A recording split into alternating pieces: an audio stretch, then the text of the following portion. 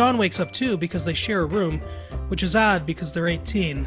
Not to be crude, but at 18 you would really need more privacy than that.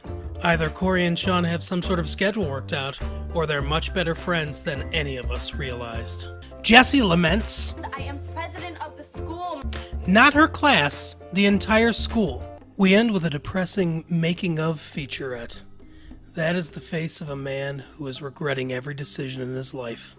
Punky and the Care Bears defeating evil with the power of love. Room and moosing Sean's hair, which proves my point that Corey is jealous of that free-flowing and soft mane. Violently rended into several pieces, proving that there is indeed a Saw villain in this cave.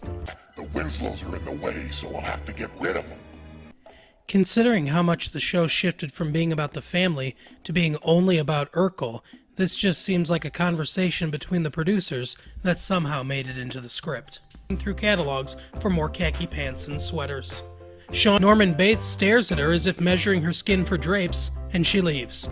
Punky is accompanied by her friend Alan, who looks like he's an extra from the Village of the Damned. The kids run in fear because they aren't armed with smallpox blankets and thus can't defend themselves. And Cheery, who for some reason is dressed like Luke Cage. Mr. Feeney says, "I'm not responsible for Dream Feeney," which sounds like a Bill Cosby defense. Back at Bayside, Jessie enters the school dressed in what a racist would think a Spanish person would look like. Everything seems great, and they even have an extra $300 to spend on cocaine. The demon then shows itself, and it's basically a human-shaped disco ball with fireworks effects surrounding it. And considering where Stevel is sitting and his hand placement, I think we can assume that Carl never has to have a prostate check ever again.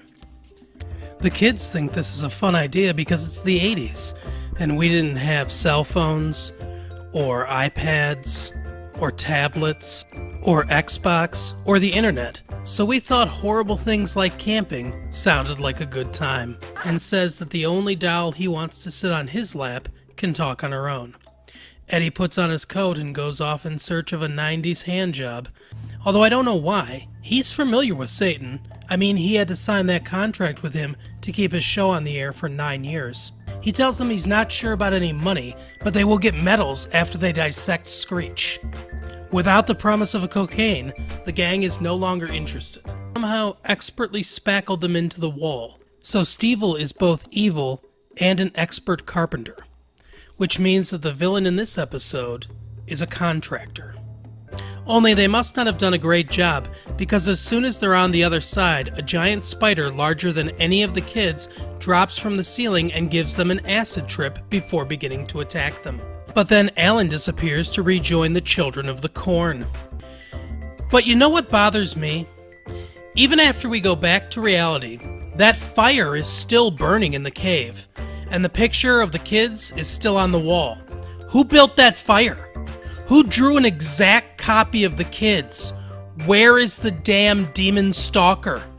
Those questions are never answered, and the kids go on their merry way, somehow confident they won't be murdered in their sleep tonight. Thanks for joining us for Dumpster Diving. Please come back every Thursday for more episodes, and every Tuesday for deleted chapters from famous novels. Thanks again for watching. Please like, subscribe, and leave a comment for us. We'll see you next time.